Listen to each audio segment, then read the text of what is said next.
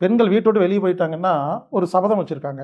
உலகத்திலேயே இந்த யூரின் வந்தா மலம் வந்தா போகாத ஒரே நாடு எனக்கு தெரிஞ்சு இந்தியா தான்.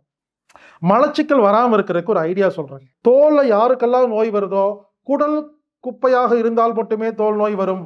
இயற்கையாவே டெய்லி கரெக்டாக மலம் போகணுங்க. தண்ணி எடுத்து ஊத்துப்பா, கொஞ்சம் கிளீன் பண்ணுப்பா, அல்ல அடிச்சுடுப்பா, அடிச்சு தூக்கி வீசுறாங்க. என்னைக்காவது யாராவது சத்தியமா மெடிக்கலுக்காக மெடிக்கல் லீவ் எடுத்திருக்கீங்களா? உடம்புல இருக்கிற மொத்த எனர்ஜி அங்க இருக்குன்னு அர்த்தங்க. வாழ்க வளமுடன். குருவே துணை. எல்லா புகழும் இறைவனுக்கே.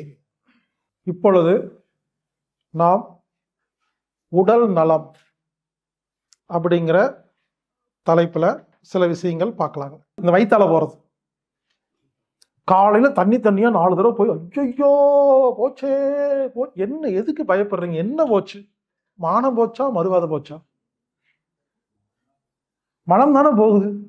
இன்கமிங் மட்டும் கரெக்டா டைம் பார்த்து உள்ள அனுப்புறமா இல்லையா? அவுட் கோயிங் வந்து உங்களுக்கு என்ன போ?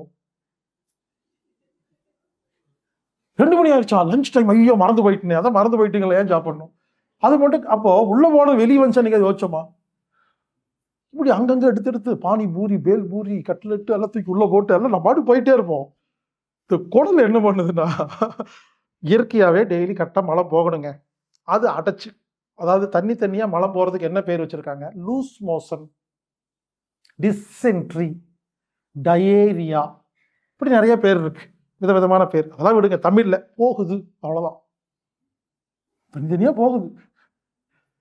அது எதுக்கு போகுதுன்னு கேட்டா, குடல் எப்பொழுது கப்படிக்குதோ, கெட்ட துர்நாற்றம் அடிக்குதோ, ஏகப்பட்ட குப்பை தேறுதோ, வீங்கிருதோ, ஐயோ தாங்க முடியலப்பா, கொஞ்ச நேரம் சும்மாரு, ஏன் இப்படி தின்னுட்டே இருக்கேன்னு சொல்லி இது பிட்டி அடிச்சிருப்பேன், அதை போய் இங்க பாருப்பா, அங்க இருக்க வாசம் இங்க அடிக்குது, போய் என்ன சரி பண்ணுவான்னு சொல்லி உடனே அதுக்கு ஆளுகள்லாம் வருவாங்க. துப்புரவு பணியை வந்து தண்ணி எடுத்து ஊத்துப்பா, கொஞ்சம் கிளீன் பண்ணுப்பா, அல்ல அடிச்சுடுப்பா, அடிச்சு தூக்கி வீசுறாங்க. நல்லது தானே? இனிமேல் யாருக்காவது தனியா மழை வந்துச்சுன்னா கவலைப்படாதீங்க, இது நோயே இல்லைங்க, கிளீனிங் ப்ராசஸ். யாருக்காவது அந்த மாதிரி வந்துச்சுன்னா பாத்ரூம் போங்க, மலம் போங்க, வந்து உட்காருங்க, மறுபடியும் வருதா போயிட்டு வாங்க, 8 முறை வரட்டும், போகட்டும். எதுக்கு இந்த மெடிக்கல் லீவ் எல்லாம் வச்சிருக்கிறாங்க? என்னைக்காவது யாராவது சத்தியமா மெடிக்கலுக்காக மெடிக்கல் லீவ் எடுத்திருக்கீங்களா? பொய் சொல்லி எடுக்கிறது, ஊருக்கு போகும்போது பொய் சொல்லி டாக்டர்கிட்ட எம்சி வாங்கி கொடுக்கறது. பல பேர் லீவ் போடுறது இந்த எம்சி சர்டிஃபிகேட் கொடுப்பாங்க, எல்லாம் பொய் தான்.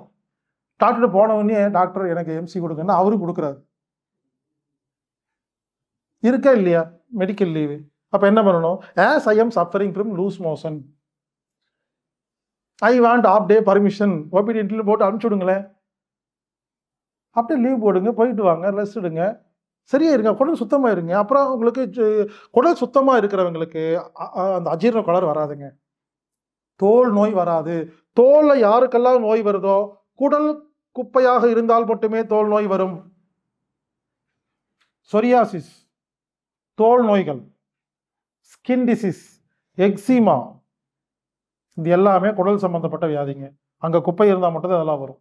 அப்பண்டிக்ஸ், கிரண்யா, குடல் இறக்கம், நிறைய பேர் இருக்கு இல்லையா, ஒரே வார்த்தை, குடல் குப்பையா இருக்கு. மீண்டும் சொல்றேன், அனைத்து தோல் வியாதிகளுக்கும் ஒரே காரணம் குடல் குப்பை. குடல் சுத்தமா இருக்கிற ஒருத்தருக்கு தோல் நோய் வரவே வராதுங்க. இனிமேல் யாருக்காவது மனம் தனியா போச்சோ, போயிட்டு வாங்குங்க. இங்க பாருங்க, ஏன் தெரியுமா தனியா வருது? நீங்க ஒழுங்கா போகல, அது சரி பண்ணுது. மலச்சிக்கல் வராம இருக்கிறதுக்கு ஒரு ஐடியா சொல்றேங்க, எளிமையான யோசனை, ஒரு வைத்தியம் இருக்கு, நோட் பண்ணிக்கங்க. அது வரும் பொழுது நாம போகணும், நாம போகும் பொழுது அது வராது. எப்ப வர மாதிரி இருக்கோ உடனே போயிட்டு வாங்க. சுதந்திரமான நாட்டில் தான் வாழ்ந்துட்டு இருக்கோம், யாரும் ஒன்றும் கேட்க போறது இல்லை. எப்ப மலம் வர மாதிரி இருக்கோ உடனே போயிட்டு வந்த ஒருத்தருக்கு உலகத்தில் மலச்சிக்கல் இல்லை. இப்ப நம்ம சீரியல் பார்த்துட்டு இருக்கோம், மலம் வர மாதிரி இருக்கு, அப்ப இரு கொஞ்சம் அங்க வா அப்படின்னு முடிச்சுன்னா போலாம் அப்படின்னா அது வெயிட் பண்ணி பார்க்கும். யாருக்காவது மலம் வர மாதிரி இருக்குன்னு என்ன தெரியுமா அர்த்தம்? உடம்புல இருக்கிற மொத்த எனர்ஜி அங்க இருக்குன்னு அர்த்தங்க. அந்த வேலையை முடிச்சுட்டு அடுத்த வேலை பார்க்கலான்னு வெயிட் பண்ணிட்டுருக்குங்க. அது அந்த மலம் வரும்போது பாருங்கள், ஒரு தள்ளல், ஒரு வாயு வரும், அதுக்கு கேஸ் ஃபார்ம் ஆகி தள்ளுது. அது தள்ளி தள்ளி பார்க்குது, நம்ம போகிறதே இல்லை. நம்ம டிவி பார்த்துட்டே இருப்போம். அது என்ன பண்ணும், டமா டுப் டப்னு தீந்துடும். ஒரு சாவகாசமாக போய் உட்காந்து வராது. நம்ம அப்போ மட்டும் வரேன்னு இல்லை, இப்பயே வரமாட்டேங்க, அது போ கோச்சிட்டு போயிடும். நான் கூப்பிடும்போது நீ வரல, இல்லை போ. மலச்சிக்கல், கான்ஸ்டிபேஷன் ஒரு பேர். யூரின் வரும் பொழுது யூரின் போங்க, மலம் வரும்போது மலம் போங்க. உங்கள் உடம்பு தூய்மையாக மட்டும்தான் இருக்கும். நம்ம யாருமே இங்கே இப்போ ரீசெண்டாக யூரின் வந்தால் கூட யாரும் போகிறது இல்லைங்க. குறிப்பாக பெண்கள் வீட்டோடு வெளியே போயிட்டாங்கன்னா ஒரு சபதம் வச்சுருக்காங்க, மீண்டும் வீட்டுக்கு வந்து தான் யூரின் போவேன்.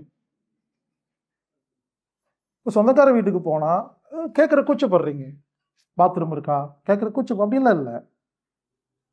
கேட்டு போயிட்டு வாங்க. எப்போ யூரின் வருதோ மலம் வருதோ போயிட்டா உடம்பு சுத்தமாக தாங்க இருக்கும், நோயே இல்லைங்கிறேங்க நான். உலகத்திலேயே இந்த யூரின் வந்தால் மலம் வந்தால் போகாத ஒரே நாடு எனக்கு தெரிஞ்சு இந்தியா தான். நீங்கள் இலங்கை போங்க, சிங்கப்பூர் போங்க, மலேசியா, எந்த நாட்டுக்கு வேணாலும் போங்க, எல்லா நாட்டிலையும் ஒரு கடை, ஒரு மளிகை கடைன்னா பாத்ரூம் டாய்லெட் க்ளீன் பண்ணி வச்சுருப்பாங்க. பெட்ரோல் பங்க்கில் இருக்கும், எல்லா கடையிலும் இருக்குங்க. ஒரு சின்ன ஹோட்டல் இருக்குங்க. நீங்கள் காரில் போய் ஒரு ஹோட்டலில் நின்று நீங்கள் எதுவுமே வாங்க வேண்டாம், பாத்ரூம் போயிட்டு வரேன்னு சொல்லிட்டு போய் ஏன் அப்படிம்பாங்க, போயிட்டு நீங்கள் வரலாங்க. பெட்ரோல் பங்கில் நின்று நீங்கள் உள்ளே போகலாம். இங்கே அப்படி இல்லை, பெட்ரோல் பங்கில் பூட்டி வச்சுருக்காங்க. நான் போய் நிறுத்திட்டு சாவி கேட்டால் பெட்ரோல் போட்டியாது. இதுக்கு என்னையா சம்மந்தம் இருக்குது, இது வருதியா அப்படிங்க. எந்த உறுப்பில் நோய் வருகிறதோ அந்த உறுப்பில் கழிவுகள் இருக்கிறது என்று அர்த்தம். உடல் 24 மணி நேரமும் கழிவுகளை வெளியேற்றுகிறது. அந்த 12 ரூபா டிக்கெட்டுக்கு தானே உட்காந்துருக்கீங்க, அதை முதல்ல யோசிங்க. அந்த 12 ரூபா போனால் பரவாயில்லங்கிறது. இல்லையா ஒரு ஹோட்டலில் போய் அதுக்காக 2 தோசை சாப்பிட்டு போவோம். கொடுத்து திட்டுறாருங்க. நான் காரை பெட்ரோல் பங்க் முன்னால் நிறுத்திட்டு பாத்ரூம் போயிட்டு வந்தேன். பெட்ரோல் அடிக்காம காரை நிறுத்தி நீங்க வாட்டுக்கு போயிட்டு வரீங்க.